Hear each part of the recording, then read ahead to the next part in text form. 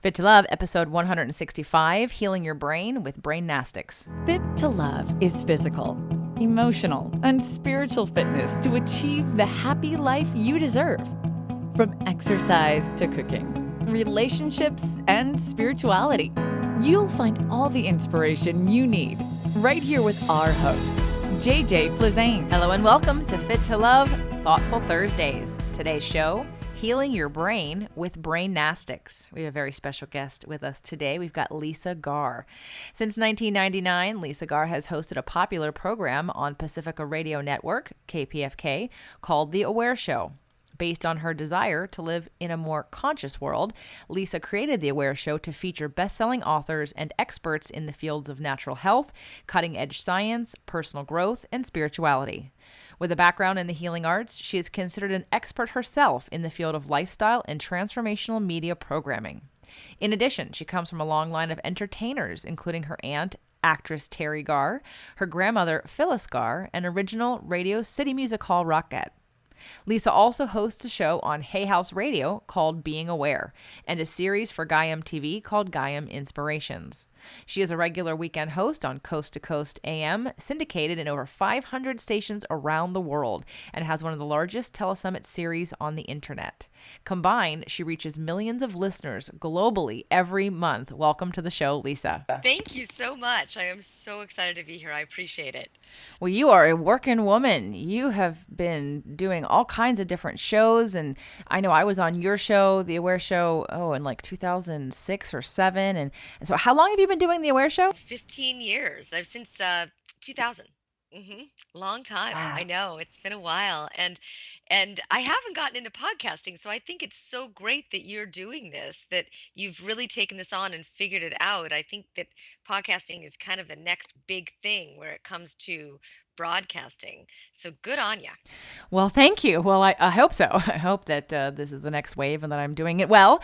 And it's definitely an honor to have you on the show with how busy you are and how all over the media you are. And you have a book coming out, right? I mean, it's out right now?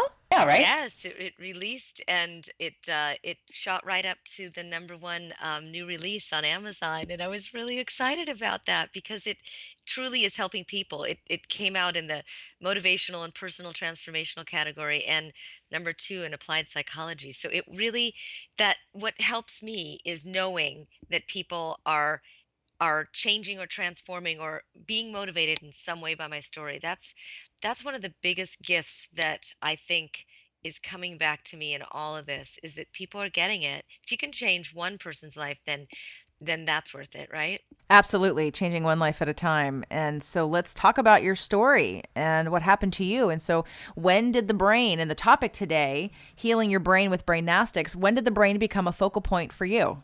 Yes. Well, it became a focal point because I damaged it severely. I was in a mountain biking accident. I was a semi-pro mountain bike racer, and so I did a lot of races. But this particular one was 108 degrees. It was the middle of the afternoon. It was 5,000 feet of climbing, and it was 27 miles, and mostly uphill, and it was excruciatingly hot. And I had just before the end of the race, the end is like the last mile and a half is descent down a switchbacks, and then there's the finish line at the end. And I was at the top of this hill, and I looked and I saw the first place girl in front of me, and I thought, oh my God, I caught her. How did I do that? And all I need to do is go down the descent and the finish line, and I'm right there. And I'm a really good descender, so I've got this. And that was the last thing that I remember thinking. The next thing I knew, I was crawling up a hill and I was covered in pine needles and I was slipping on these pine needles. They were brown, and I had cracked my helmet in 13 places, and I had shredded my helmet, and I um passed out while I was riding. And the memory loss is retroactive, so I don't know exactly how I got from looking at that first place girl to being down on the bottom of that hill, but I must have hit my head first. And that's where I started to drift. I just started to drift out of my body, watched the whole scene down below me, and damaged the right prefrontal cortex of my brain.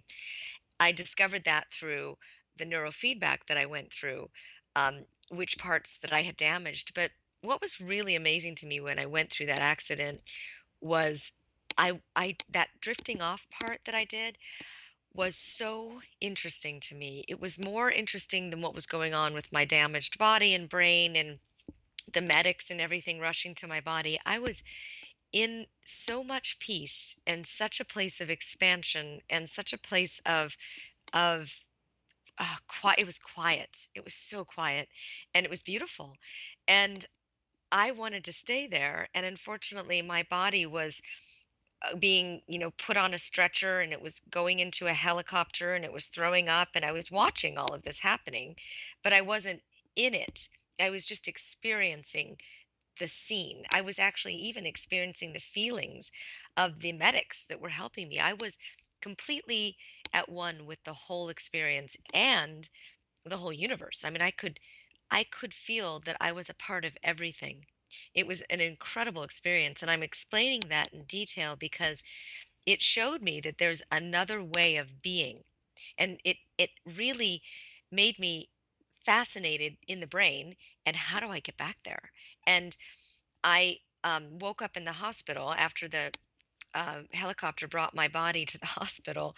Um, and I woke up, and the doctor was saying, what's your name? What's your birth date? Where do you live? And I was about to tell him, and it wouldn't come out. It was trapped. It was like there was a trap door at my tongue.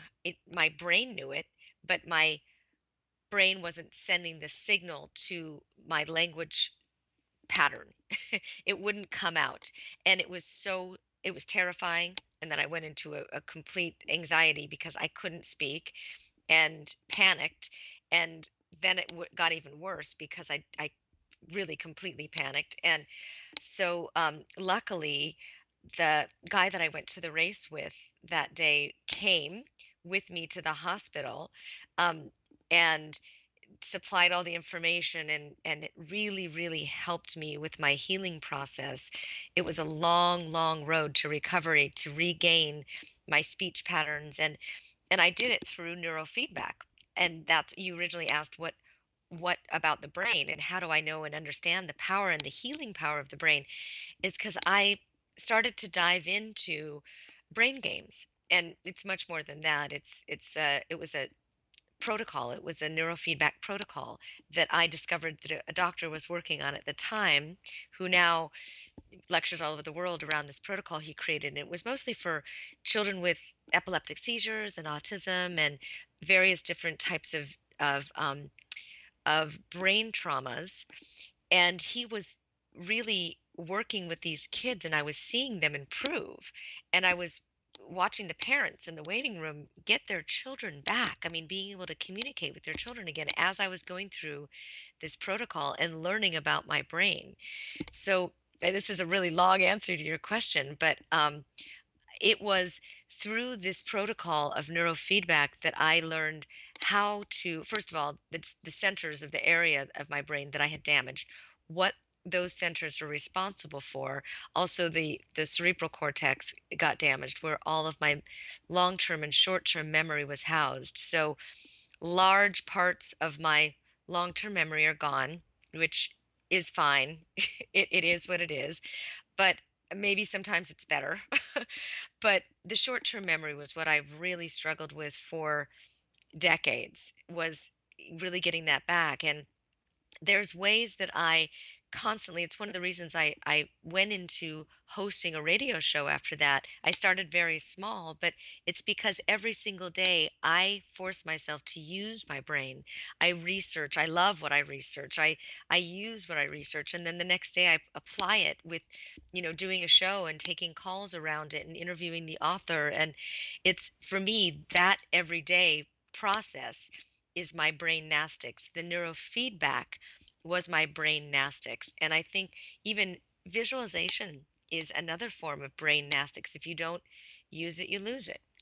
And it showed up for me through through the electroencephalogram, where I had electrodes put on my head, and they're attached, just to the scalp, and they send through a wire a signal to a computer program, and the program receives the signal and it measures the signal as to compares it to the other hemispheres of the brain, the other areas of the brain, and also its own.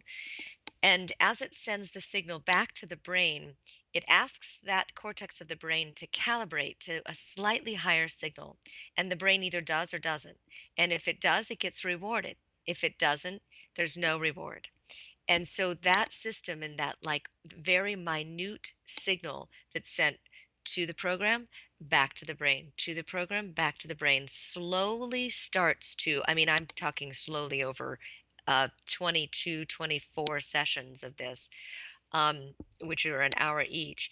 It's very, very small steps, but you're building neurons, and the neurons and the neurotransmitters start to form uh, bundles in the brain, and that's what causes the brain activity, the electrical activity in the brain to stimulate and to reestablish itself and to grow.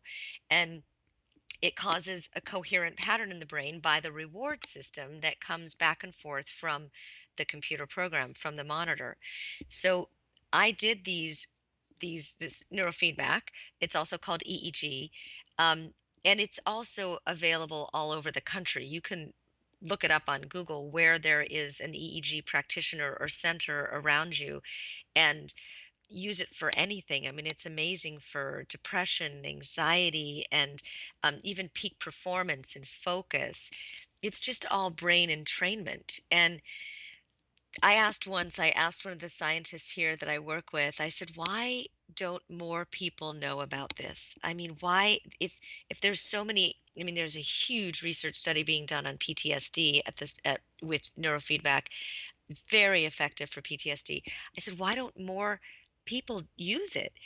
And he said it basically would threaten every medical industry out there. It threatens every pharmaceutical industry out there. If you can find a non-invasive uh, approach that has zero side effects, that actually has a very effective rate of productivity, then it would disable a lot of other industries. And I thought, well, why wouldn't they just work in conjunction?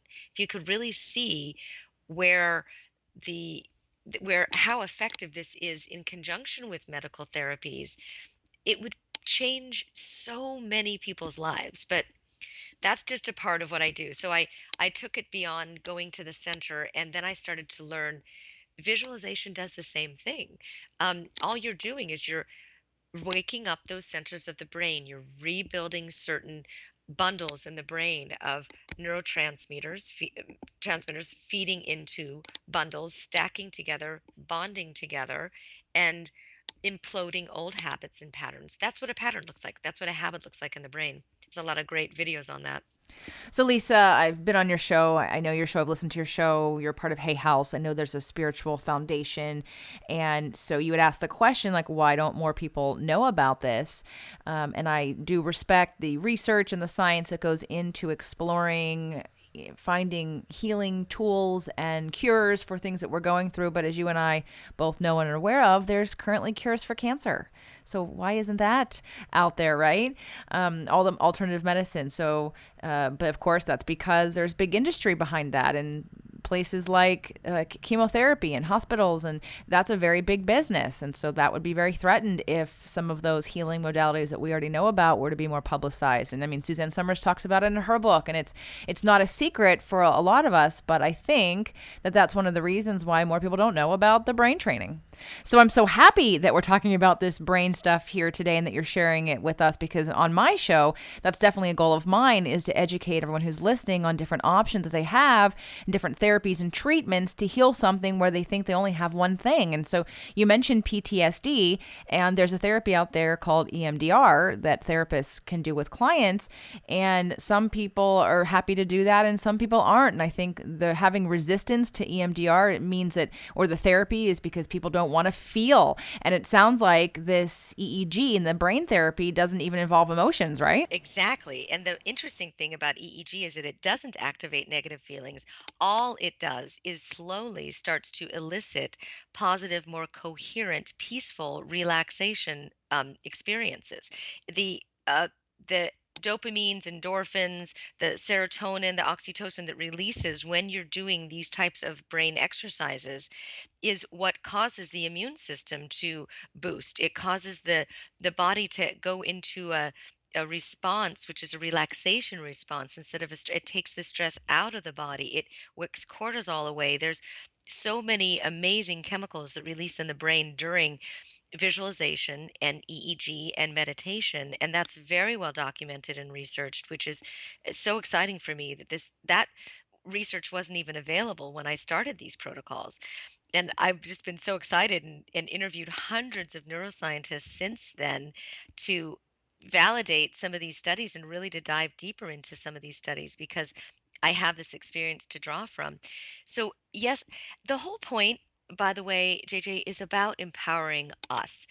The medical industry right now is in a place where the power is going towards the insurance companies. And I know this because my father, it was an MD for 40 years and recently retired, and I saw him. He is and was one of the good guys, really cared about patients, spent 30 minutes listening to their stories, really wanting to heal them, but got buried by the insurance companies because they would only cover X amount of patient visits per hour.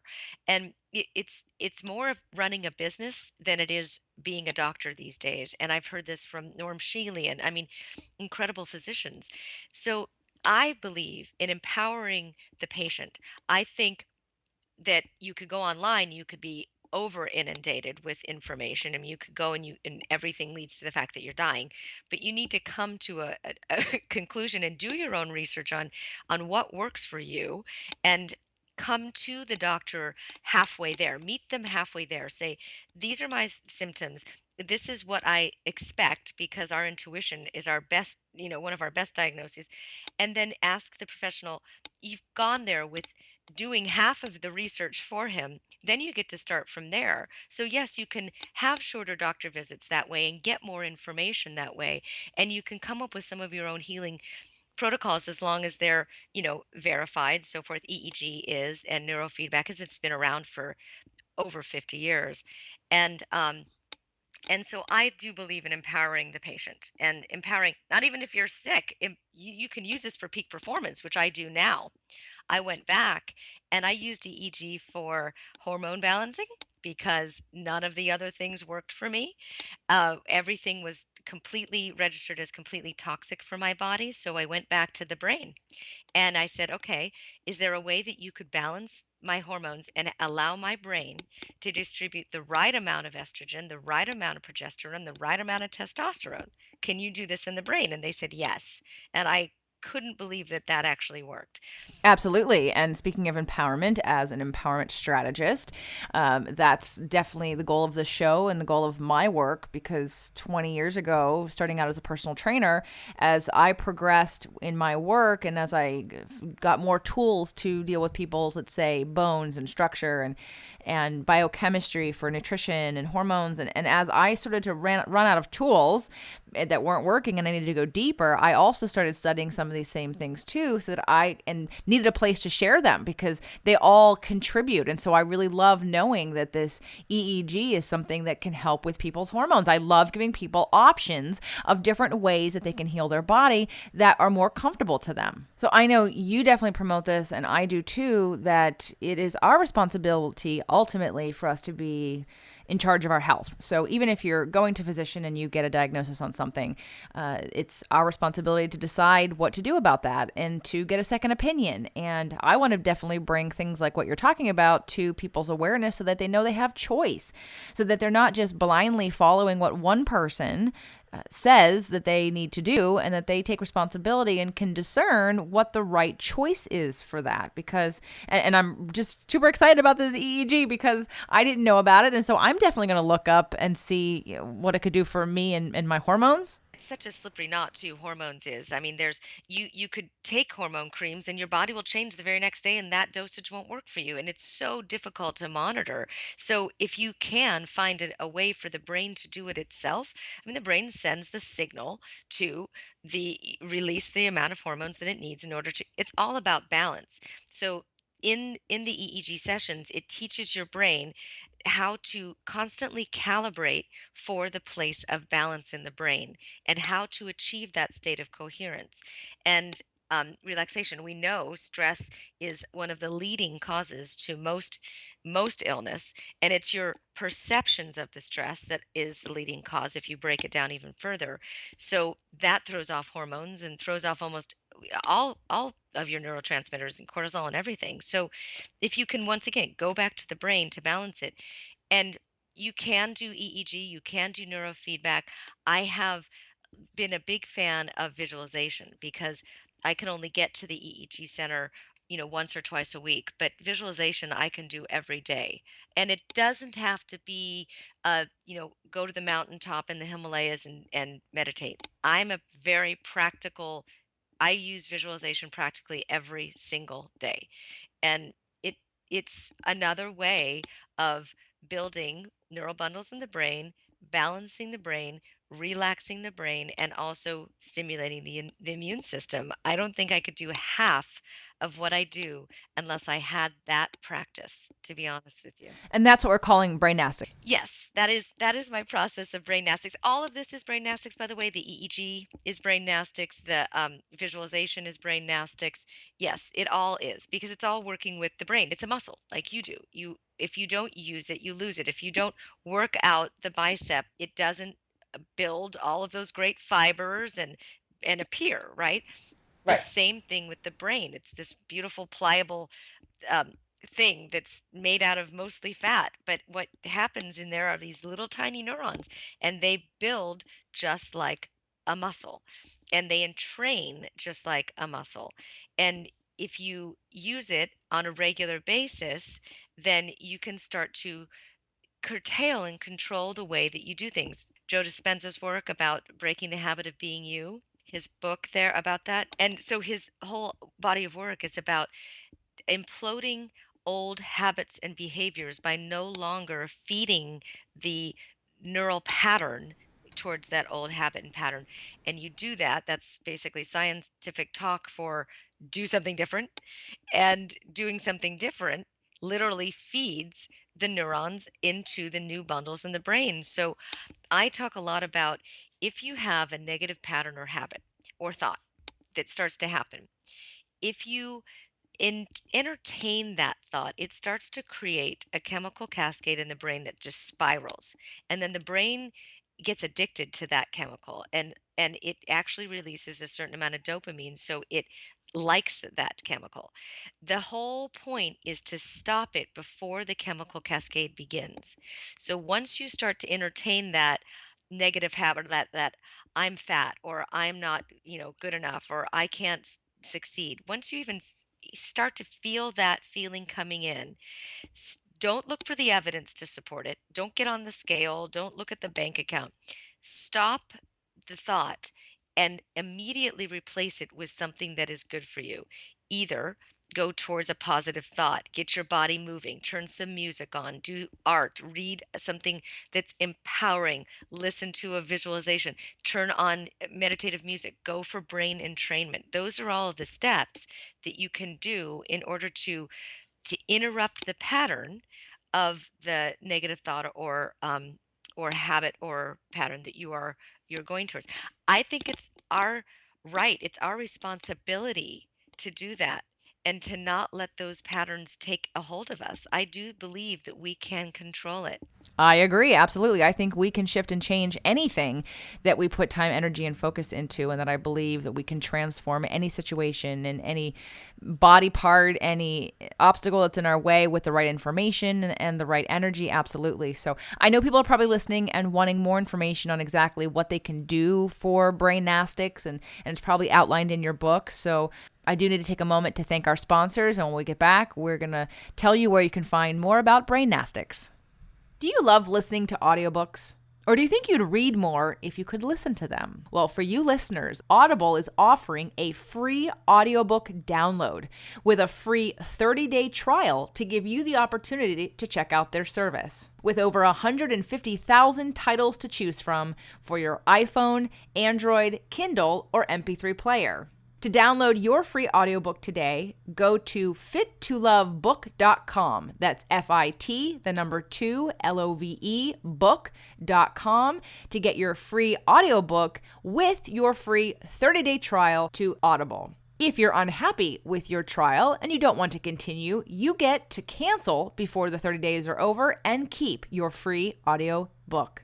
It is 100% risk-free. So go to fit2lovebook.com. That's FIT, the number 2, LOVEBOOK.com to get your free audiobook today. What does your self-care routine have to do with dating and relationships? Everything. How you treat yourself is the blueprint for how you show others how to treat you. I call this your body blueprint. Ready to change your body blueprint and manifest better quality relationships and physical results? I am giving away free copies of the second edition of Fit to Love, How to Get Physically, Emotionally, and Spiritually Fit to Attract the Love of Your Life. Visit fit2love.tv/ebook to download your copy today. That's FIT, the number 2, LOVE.tv/ebook. Let's transform your body and your relationships. Okay, Lisa, so you have so much to offer and you've studied so much and been through so much and interviewed so many people. So I want to know more, and how can I get more? How can you get more? All of this is in my book, and I actually have visualization processes in the book that are videos. You could enter in the URL, or you could scan your phone over the QR codes that are in the book, and they take you to 10 or 15 minute video visualization processes that I've recorded for people. So there's different ones of quantum jumping, where you go into your desired outcome as if it has already occurred, and you go through all the thoughts and feelings and all of the senses, and then your intuition as well, and then you bring it back into now. That's a really good one.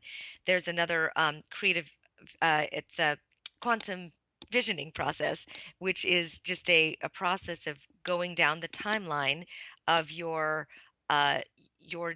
outcome. You go down the timeline of your desired outcome. You look off into the future of all of the future generations that will be impacted as a result of what you do, and you look back to now to see what you needed to do in order to get to that process, and then you bring all of those essence and feeling and vibration back into the body. So the visualization processes are really powerful. They're what I use on a daily basis to create the next level in my life. I've got that type of brain that is constantly looking for, okay, well, how can we do this better? And how can I help more people? And where could I make this really impactful? And how could this message get out to more and more and more people? And those processes are in the book. So it's called Becoming Aware. And is actually I have recorded 9 additional visualization processes that are in my website, which is theawareshow.com/guide, GUIDE. And that will take you to the visualization processes that you could purchase in addition to the book. And it's 9 there. I cover business, I cover finances, I cover relationships, I cover parenting, I cover health. These are all visualization processes that can help you become more aware in those categories in your life, in health, wealth, relationships, and where it comes to your own belief in yourself. So they're really powerful and empowering visualization processes that I boil down through my 15 years of interviewing people and 3,300 interviews, somewhere around there at this point. Yes. Great. And if you're listening to this and you're working out or driving or doing some kind of exercise and can't write it down, all of the links for Lisa's book and all of the bonuses and the audios and the videos and the transcripts will be available on fit2love.tv. So you can get her book and start using this visualization process on yourself, especially if you can't get to an EEG. But of course, I'm going to look that up too. So any other closing thoughts that you want to impart on us, Lisa? You know, podcast shows are a little shorter than other shows, so we're going to definitely have to have you back because there's so much rich information here that I want to share more. So any final thoughts? One of the biggest things that I'm such a huge proponent of is choice, that we have choice, that we have choice in our healing process, that we can do something different to create a different result. And especially if you have had any type of brain trauma, you get stuck in that place of not knowing what to do to heal it, and that's not empowering. Knowing that I've listed so many choices in this interview. You could go out after any one of them and dive into any one of them and realize a whole new world of choice opens up to you, and that you can actually move towards your healing by becoming aware. So thank you so much for having me on. I appreciate it. Well, thank you so much for being on the show, Lisa, and congratulations on your book. Thank you so much, JJ. Thank you.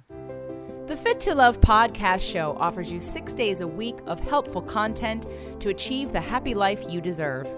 Movement Mondays and Tasty Tuesdays are weekly video casts, while Wellness Wednesdays, Thoughtful Thursdays, Freedom Fridays, and Sexy Saturdays are audio-only shows themed every week to address your holistic life and needs. If the show inspired you, we would love for you to share it and subscribe. Thank you so much for joining us today. Head on over to fittolove.tv for recaps of every show, resources, and to join the community. That's FIT, the number 2, LOVE.tv. Have a fit and fabulous day.